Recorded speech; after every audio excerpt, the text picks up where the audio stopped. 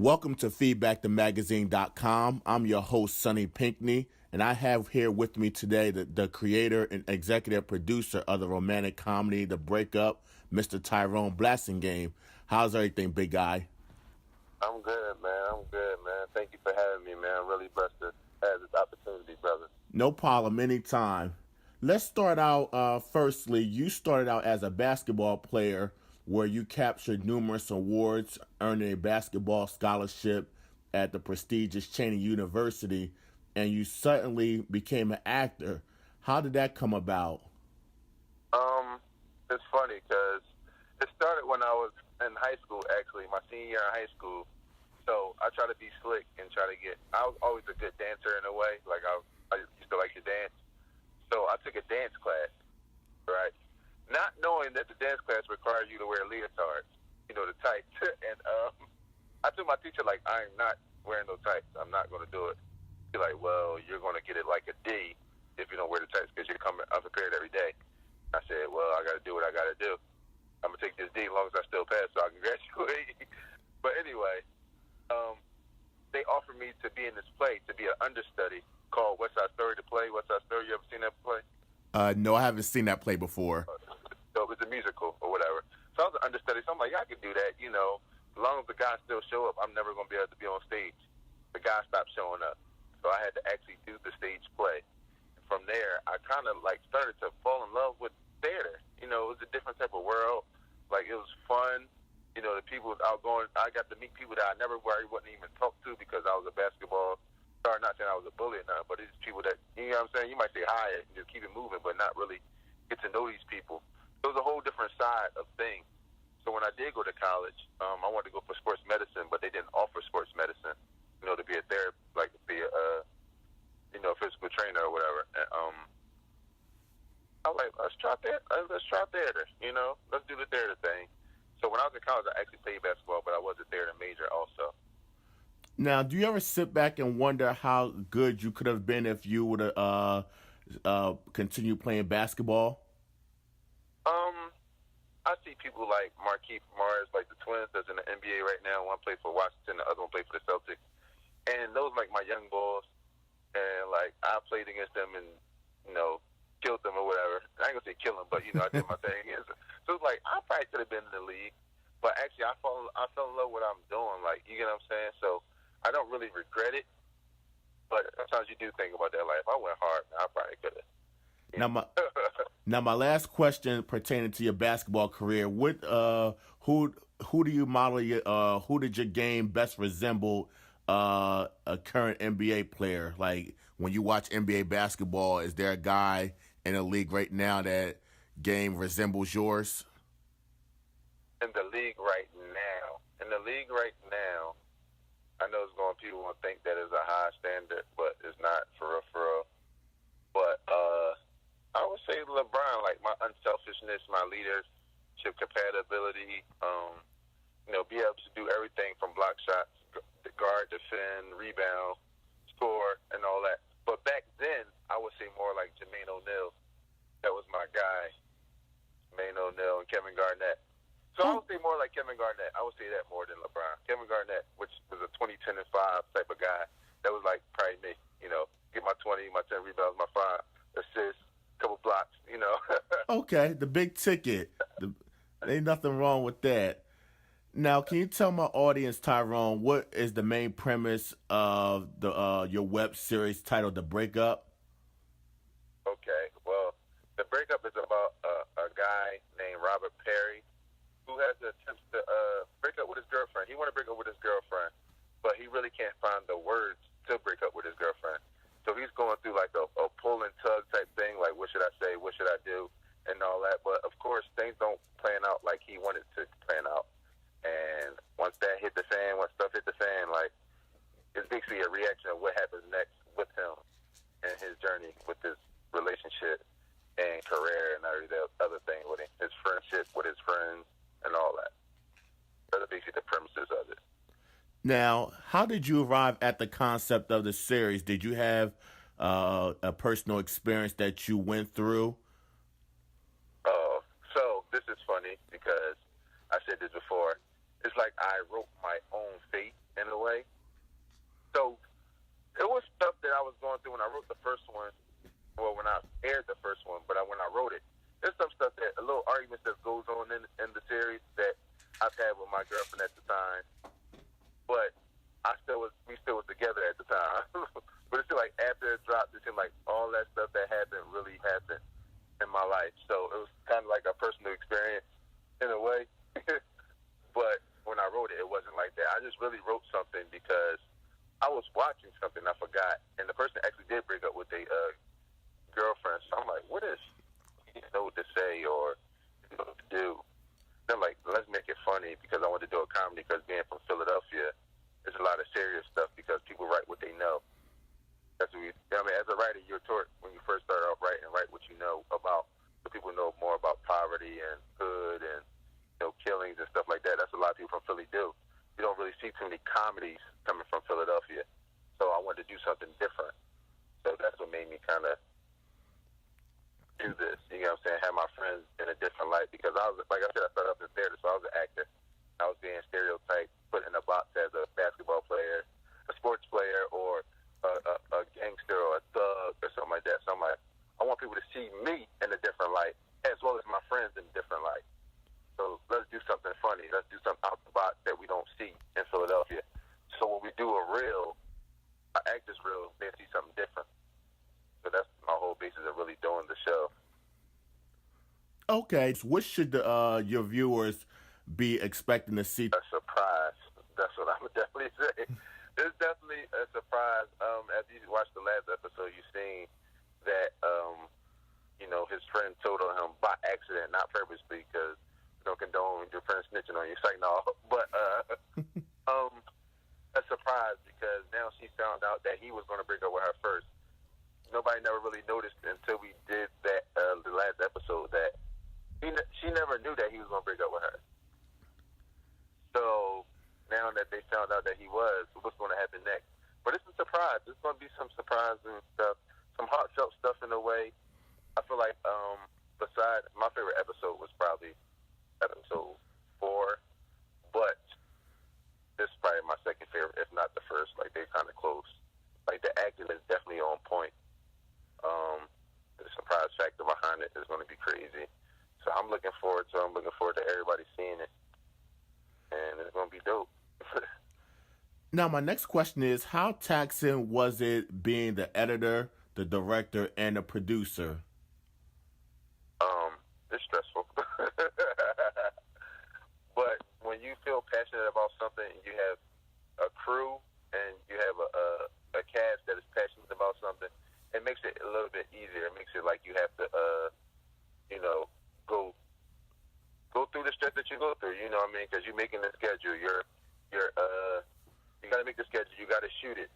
You have to, like you said, edit it yourself. Like, and then you have a deadline sometimes. So you just got to basically be all in.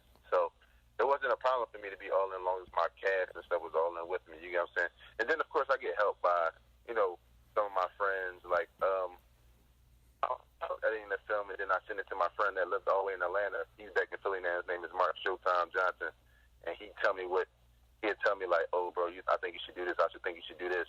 Or he'd be like, matter of fact, I'll do it and send it back to you. So I had help being editor on some of these episodes and stuff like that. I had help shooting some of these episodes when people are available. But I learned this skill so I won't have to wait or rely on nobody. So that's why I do a lot of it. But, you know, I had help from friends like Sam Anthony and Mark Johnson and, you know what I mean, and people of that nature, which I appreciate also. Because you can't really all do everything by yourself, or it's going to be kind of...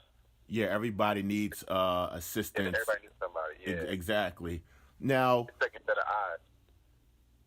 Now, what was your average hours on a set? I know the days were long on a set shooting the web series. Okay, well, I'm gonna say the first episode.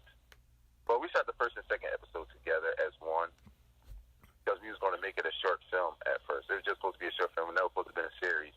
It was just supposed to be a short film, but people that I showed it to like loved it, and they like, we don't know what happened next, what happened next. So that's why I turned it to a series. But the first episode alone was about a good 12 hours on set.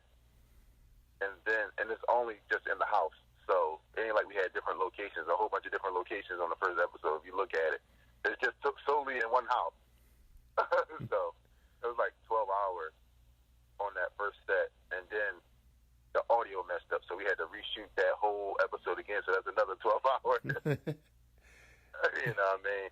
So it goes between like 12 hours, like 10, 12 hours. I tell people when you're supposed to shoot, don't look to be able to do nothing else that day, especially if you don't tell the director or somebody ahead of time that you have something to do at a certain time.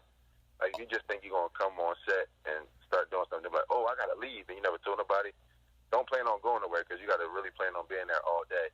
So that's the key for an actor or actress. You know, if you're on set, just clear your schedule. Yes. If you're supposed to shoot that day, clear your schedule, unless you let the director or whoever, the person that's scheduling, know ahead of time.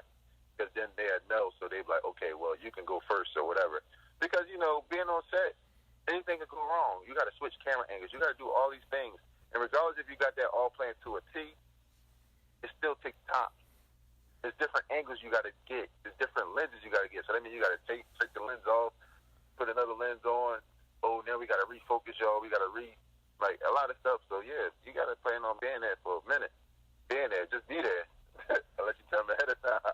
Oh, that's good to know, because I thought, you know, people could come and do their scenes and they can just bounce from the set. So that's good to know. I wasn't even aware of that.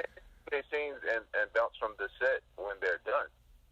But what's the chances of you really being done in 3 hours, unless it's a quick scene? And like I said, you talk to them ahead of time, and it's like, okay, well, that's what I say. If you tell them you got to go somewhere, they can schedule their shot list and stuff around what you got to do, depending on how bad they need you. Or they might even tell you, you know what, because you try to get people to come on set so they could be there and be ready already, but then you probably don't need them right away. So you might say, you know what, all right, go ahead and do what you got to do. I really don't need you till, 6 o'clock or 8 o'clock, instead of telling you to come at 4 o'clock. Because you tell people to come early because most likely they're going to be late anyway. Yeah, and you probably need to get their makeup done or wardrobe done. Exactly. So, you know what I mean? If you tell us ahead of time that you got to leave at this time, it's like, all right, well, you get here down. You're going to do your scenes first, and then we can go. And which I did. I did that to a couple people when they told me I had to go, especially like the speed dating scene that you've seen in the film. You know, some people are like, yeah, I can come, but I got to be here. But I'm like, all right, well, listen, you come. We're going to knock yours out first, and then, we can do all the other stuff in post. Just because you're not the first person, you can do that in post, when you edit the situation. But, yeah. So I tell people, don't think that you're going nowhere. Like, just clear your schedule because you might be here for a bit, like I said, 10 hours. The last episode, we stayed up till 4 in the morning. We shot that till 4 in the morning. And where was the film or the series was primarily shot at? Philadelphia. Okay. Was shot in Philadelphia. Now, did y'all need any film permits? How did that? How does that work out? No film permits. Philadelphia is normally a place where you can film for without you having a film permit. It's pretty cool unless you're on private property. Like the street walks and stuff, they let people film. But on private property, that's when you need like a permit or something like that. Like, so downtown, you can film downtown all you want. But if you actually on somebody's property downtown, then they'd be like, do you have a permit? You get what I'm saying? Like City Hall, like if you actually going on City Hall and you really filming, they might say something to you. Like if you're on the property where the actual City Hall, like where the courthouse and stuff is at. But sometimes they let you get away with it because they know what people doing. They know what people trying to grind. That's why I like, the one thing I like about Philadelphia. Like, you don't really need all that. Like, you go to LA, you need permits for everything. They don't play. You know what I mean? But here, you primarily good. But I use, like I said, my cast members' houses, my house. We all came together as a family, honestly, and that's where I love about my cast. Like, we all, like, really cool to this day. There's no way you could really shoot a whole series or whatever and not be family at the end of the day, for real. But use their houses, use, grandma's house, use my grandpa's church. He had a church, and so the church scene, that was my grandfather's church. So, I went down there right before service started, so he got there in the morning, right before service started. I mean, it's plenty of times you've seen him walk up like, hey, what you doing down here? Hey, what's up? Like, are you filming? All right. Like, I I didn't even ask him. That's the crazy part. But it's my grandfather. I know he'd have been okay with it. I just went there and just did it. You know what I mean? But Okay, yeah. what do you want the viewers to take away from this comedy? Honestly, first of all, a lot of people say it's real life, but bridge the gap between communication between a male and a female, because the communication of us, they all, you know how they say men's from Mars and women from Venus or whatever. So if we really learn how to communicate with each other better, we can become better in relationships or whatever the case may be. You get what I'm saying? Like, it always happens, like, if you're going to tell the truth, you see how, well, he's telling the truth, but he didn't tell the whole truth. And now something else came up out of it. Now it looked like you was a liar the whole time because you didn't tell the whole truth.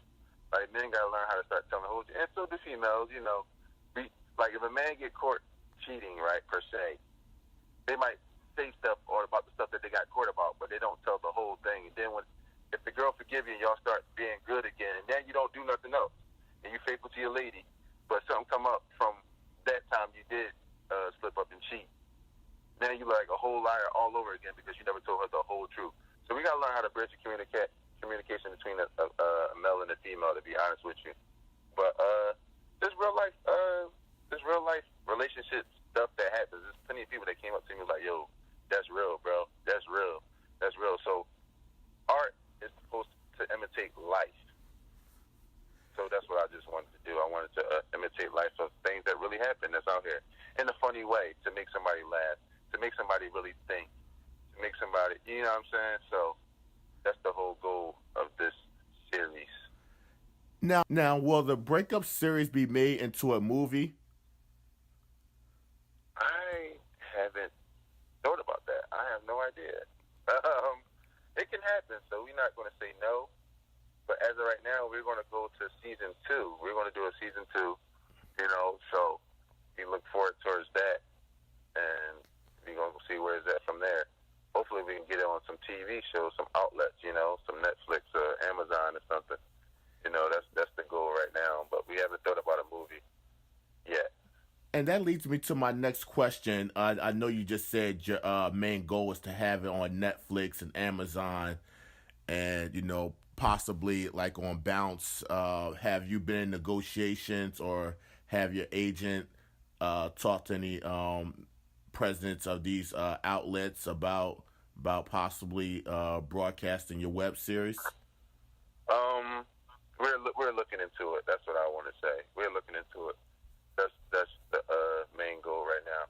I do have somebody looking into the Netflixes and Amazons right now to see what does it take to, you know, get it on there or whatever. But like you saying, Bounce is always good. I know I ran into the owner of Swift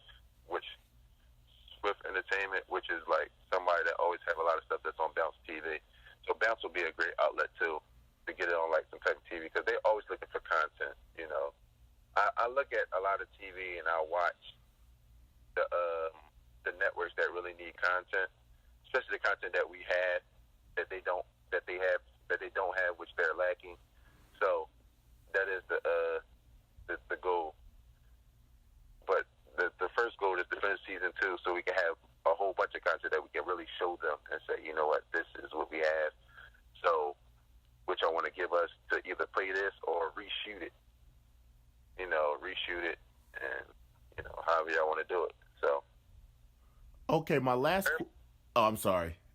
No, I was saying prayerfully, hopefully, we're going to get it done, you know.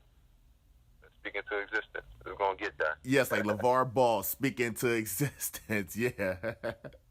What was it like working alongside the other actors and actresses?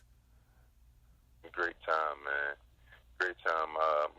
We never had no bad energy. And that's kind of rare because everybody has life situations. And to be honest with you, everybody, my main core cast, like Janelle Hall Reagan, who plays Alexandra, which is the lead actress, Chuck Harris, who plays Robert Perry, Ronnie Baker Jr., who plays Peter Parker, and Gail Gathers, which is the character's name, but it's played by Brittany McKeithen. we all had real life situations that was happening while we was filming, like serious situations. You know, people, family members was passing, people houses was burnt down, and things of this nature. But they all still came to work. They all still came on set ready to work, and it was no bad energy. Nobody had no pity party, nothing like that. At some point, to the point where I was like, they got one of them received a call, and he like, yeah, his dad about to die, and I'm like, yo, we can wrap this up, like we can go home. He like, no, let's finish. Then I'm like, wow, like this is why I couldn't get tired while I was editing and all these things, because they put so much into it. Why can't I? Now, do you think it was a blessing that you got all the actors and actresses together to have this project? Because after all, they was going through real life situations like losing family members and having houses burnt down. Do you think that was? Do you look at them like a lot, like you said, they're a family? Do you like it? Do you appreciate the time that they gave up to help your project? Man, most definitely, I appreciate it to the fullest, man. I told them all the time, and definitely I appreciate it, and it definitely was God's blessing, because all these people wasn't the original cast members that I wanted. You know what I'm saying? At one point, I had to recast somebody. Actually, I was supposed to play Peter Parker. That was my role, because, like I said, I was in a box and I wanted to show a different side of me. But I decided just to stay completely behind the camera and writing and stuff like that, and I gave it to him. And, you know what I'm saying, ended up being a blessing. I had another Gail Gathers, but I had to end up recasting her and end up with her. I had another Alex that I reached out to first, but she wasn't able to do it. So now I got Janelle, which ended up being now my best friend also. You know, like me and her really, really close. I'm close with all of them, but me and her really, really close. That's like my best friend. And so it definitely was God's blessing to putting us together for this to happen, because, like you said, if I feel like if it's anybody else, if it's probably even me, to be honest with you, you get what I'm saying? Even though I was in between houses at the time I started shooting too, so, I mean, I had my own problems too, but even if it was probably me or anything like that, I mean, I don't know how other people would have took it, so it was definitely a blessing. God put us together to do this special thing, and you know, and I'm just proud and I'm happy, and I thank God for these characters, these actors that's truly committed to this thing that we doing. During the early stages of writing, how important was it to have a character that viewers could relate to? You said, how's it important to have a character that you relate to? Yeah, during the early stages when you was writing the film, how important was it to have a character that viewers can relate to? That's what sucks people in, I believe. If you can't connect with somebody, you won't watch it, I believe. If that make any sense. So let's take an instance for Power. Jamie St. Patrick, you know, the business guy, the drug dealer at the time in season 1. But the guys can relate to the fact of who he was, as in, you always got that old high school sweetheart that you always had a what if, and then when they come back in your life, it's like, it could be turmoil to his relationship with his wife and things of that nature. Or your wife don't believe in your dreams like it's supposed to. So I'm just saying, that was just an example, but to have somebody that people can relate to always can capture an audience. Or real life situations that they're like, oh, I've been through that. Oh, that nigga no good. Or, oh, she out of pocket because she had the nigga already lined up. Or whatever it is, you get what I'm saying? So in the early stages of writing, trying to get something to connect to, like I said, write something that you know about, or getting a character that people can relate to, because that could be the reason for them to actually even watch the whole show. You get what I'm saying? But if you don't really relate to nobody, or you don't relate to the situations, you're not going to really watch it in a way, if it makes sense. Or because you might not, even if you don't relate to them, you might know somebody that you relate to them, or you might know somebody that went through this situation. So that's what makes it like a good film or a good show. You get what I'm saying? In a way. That's why it is important. And that's what any writing, honestly, that's what any writing that movies-wise, besides comic books, but you still relate to it because you used to read them comic books back in the day or watch them cartoons. But is in any situation, you got to find some type of connect. Like before you even do a movie, to be honest with you, or anything, they ask you what's your target audience. So you write for a target audience. Well, you write and then you find out what the target audience for your writing. And sometimes you got to do rewrites or something. They're like, oh, the age group, demographic, things of this nature. So these things that they ask you, even if you're trying to get your script sold, you know what I mean? So it's kind of part of the business aspect of it, even when you're writing, that nature. Now, have you sold a script? I don't mean to get too personal. Have you sold a script? Have I ever sold a script? No, yes. I'm in the process of doing that now. I have I won't call him a mentor, but somebody that I look up to that's a writer, Jamal Hill. I don't know if you met him. If you've seen Brotherly Love or. Oh yeah, I saw that movie. Yes, and I heard of Jamal Hill before. Yes. Yeah, well, I'm blessed to know him personally in a way, and I always ask him questions and stuff like that because he's sold many of his scripts. So I'm in the process of picking his brain to figure out how to write the script correctly. It's a certain way that the industry wants your script written in. Not I'm not saying the program that you got to write it in, but it's a certain way it's structured. I'm in the process of doing that so I can get scripts sold because I do have multiple other ideas that I think people will be able to relate to. Urban films, more comedies, and anything. So that's in the future. That's in my 5-year plan. You're going to say that. Get my first script sold to, a major distribution company like Lionsgate or Flavor Unit, which is Queen Latifah's, or BET. Anyway, I need to do more research on it. I've been more into doing the cinematography aspect of it, so I've been reading those books. Like Jamal Hill signed one of my books that he recommended me to read, and he got it from the guy that did what's that Will Smith movie called when he by himself? He'd be by himself on the planet. I forgot what it's called. Oh, I know what you're talking about. Him and the dog. Yeah, I can't think of it. Yeah. But the director of that gave him a book, gave Jamal Hill a book, and told him to read it because that's when he was he was Will Smith's assistant at that time. So he told him to read it and all that. So he recommended the book. I bought the book, and then I got him to sign mine because I got the book from him. So I'm in the process of reading that, more of the cinematography and things of that nature. But yeah, so I'm gonna get back more into the script writing, and just like you're saying, just take this business to another level, so we get these scripts sold, so we get these movies done the correct way, and let's go ahead from there. Yeah, you got to invest in yourself. If you don't, nobody else will. Facts. And don't just stop because nobody won't either. Continue to create regardless of what you got to do. People selling movies off of iPhones. That's one of my biggest things is learning your craft. It's called a craft for a reason.